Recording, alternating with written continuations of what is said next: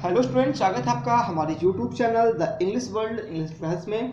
आज के इस वीडियो में हम लोग कवर करेंगे क्लास 8 स्पेशल इंग्लिश का लेसन 15 मानव संग्रहालय वन ऑफ इट्स काइंड। इसका हिंदी एक्सप्लेनेशन पार्ट 2 है।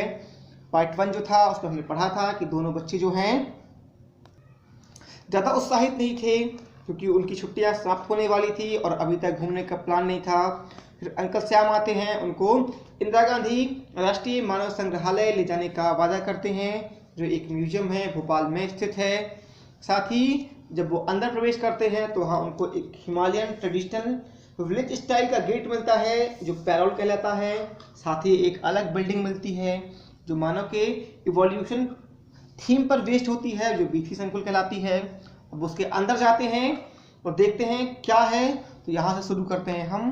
तो जो भी स्टूडेंट्स हमारे यूट्यूब चैनल पे न्यू हैं तो प्लीज़ चैनल को सब्सक्राइब कर बेल आइकन को प्रेस जरूर कीजिएगा ताकि आने वाले सभी वीडियोस आपको सबसे पहले मिल सकेंगे। तो चलिए शुरू करते हैं हमारा वीडियो कि क्या वो अंदर जाके देखते हैं, क्या फील करते हैं।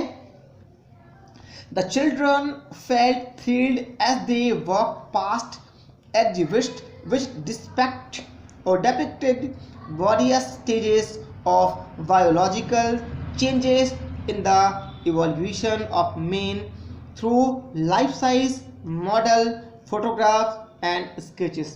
जो बच्चे थे वो रोमांचित हो उठे जैसे ही उन्होंने जो भूतकाल की या प्राचीन प्रदर्शनियां थीं जिनको अलग अलग स्तरों पे जैविक बदलाव इवोल्यूशन जो था, जो विकास के जैविक बदलाव थे मानव के, उनकी लाइफ साइज मॉडल में फोटोग्राफ में और स्केच के माध्यम से दिखाया गया था। जब उन्हें इन्हें देखा तो वो रोमांचित हो उठे। Rohit look at the boats, Rohit उस बोट को देखो। दैट्स आर ब्यूटीफुल आरंट दे, वो कितने सुंदर हैं, क्या वो नहीं हैं? said Rani pointing toward the lake as they came out the building। जैसे ही they came out of the building, वो बिल्डिंग से बाहर आए तो रानी ने झील की तरफ पॉइंट करते हुए, इशारा करते हुए ये कहा, देखो जो बोट हैं कितनी खूबसूरत हैं। The children ran excitedly and reached a place near the lake which looked exactly like a coastal blaze। जो बच्चे थे उत्साहित होकर भागकर उस स्थान पर पहुंच गए जो झील के पास था और जो बिल्कुल exactly like a coastal village, एक तटीय ग्राम की तरह लग रहा था जो झीलों के या समुद्र के पास बसे होते हैं। Are these huts real? Asked Rohit, Rohit ने पूछा, क्या जो झोपड़ियां हैं वो रियल हैं? Yes indeed replied uncle Shyam, uncle Shyam ने उत्तर दिया, हाँ बिल्कुल। What makes this museum different from other is the fact that is preserve folk arts and tribal communities, their habitats, their cultural diversities and their relationship with nature। उन्हें कहा, what makes this museum different? इस museum को जो सबसे क्या करता है, different from other, दूसरों से भिन्न बनाता है, वो ये तथ्य है कि इसमें जो फोल्क आर्ट्स है, साथ में जो आदिवासी समुदाय है, उनके जो आवास हैं, उनका जो सांस्कृतिक विविधताएं हैं और उनका जो प्रकृति से रिश्ता है उसे यहाँ पे संरक्षित किया गया है। They are many such realistic settlement in the museum, the coastal village, the desert village, the Himalayan village, the tribal habitat etc। उन्होंने कहा कि उन्होंने इस प्रकार के जो वास्तविक सेटलमेंट है, जो वास्तविक व्यवस्थाएं हैं, जैसे इस म्यूजियम में जैसे कि तटीय ग्राम हैं, रेगिस्तानी गांव हैं, हिमालयन विलेज हैं, कोई पहाड़ी वाले या कोई आदिवासी आवास हैं, इन सबको वास्तविक रूप से व्यवस्थित किया गया है। There are many more than 20 types of houses from all over India. उन्होंने कहा कि भारत में लगभग 20 प्रकार से घर जो होते हैं, घरों का निर्माण होता है। They are made by the artist from the communities, जिनको उस समुदाय के जो कलाकार हैं उनके द्वारा बनाया गया है। They represent and include item like utensils, furniture and folk arts. ठीक है ना। और उनमें उनके जो बर्तन है, उनके जो फर्नीचर है और उनका जो फोक आर्ट्स है उसे रिप्रेजेंट किया गया है, दिखाया गया है। The children visited as many exhibits as they could in the 197 acres of museum area, including the famous rock shelters. उन बच्चों ने विजिट भ्रमण किया as many exhibits as, जितनी प्रदर्शनियों का वो कर सकते थे उन्होंने किया।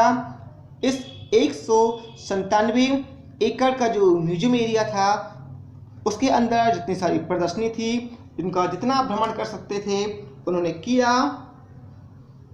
इनमें से प्रसिद्ध जो रॉक शेल्टर्स थी, पहाड़ी आवास थे, पहाड़ी गुफाएं थी, वो भी शामिल थी। दे फेल्ट टायर्ड, अब वो थक गए थे। But there was still much to see, लेकिन अभी भी देखने को बहुत कुछ बाकी था। Let's leave, it's getting late, said uncle Shyam. Uncle Shyam ने कहा लेट्स लीव, चलो चलें, इट्स गेटिंग लेट, देर हो रही है। But uncle we haven't seen the whole museum, Rani complained. Rani ने ये शिकायत की कि अंकल लेकिन अभी हमने सारा म्यूजियम नहीं देखा है। यू विल समडे, किसी और दिन school children are given free and escort tours throughout the year by the museum. Uncle ने बताया इस म्यूजियम के द्वारा पूरे साल भर जो स्कूल के बच्चे हैं उनको फ्री एस्कॉर्ट, एक जो निःशुल्क टूर है उनकी व्यवस्था की जाती है। Not only that they are provided with materials to make object of art for themselves by the museum staff, ना केवल जो म्यूजियम स्टाफ है उनके द्वारा उन्हें जो मटेरियल है, कुछ सामग्री है, वो ऑब्जेक्ट या आर्ट बनाने के लिए प्रोवाइड ही नहीं की जाती, साथ ही साथ ask you teacher to arrange इसलिए ask your teacher to arrange for an educational activities to the magnificent museum someday.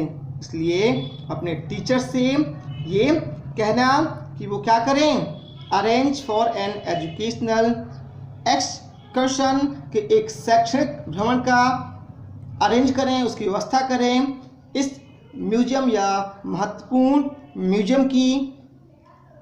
Yes I know I will come back one day, हाँ मैं जानता हूँ कि मैं एक दिन फिर आऊँगा विद माई क्लासमेट, अपने क्लासमेट के साथ में, ऑफ कोर्स, और बेशक, सेड रानी, ऐसा रानी ने कहा कि बेशक मैं अपने क्लासमेट के साथ में एक दिन यहाँ फिर से आऊँगी। Thank you uncle for giving us such a nice treat. उसने कहा कि अंकल इतनी अच्छी ट्रीट देने के लिए आपका बहुत बहुत धन्यवाद। तो ये था हमारा लेसन कि कैसे दोनों बच्चे जो हैं वो इंदिरा गांधी राष्ट्रीय मानव संग्रहालय घूमते हैं और ये सारी चीज़ें देखते हैं। ये आपको कैसा लगा हमें कमेंट बॉक्स में ज़रूर बताएं। अगर पसंद आया हो तो प्लीज़ लाइक और शेयर ज़रूर करें।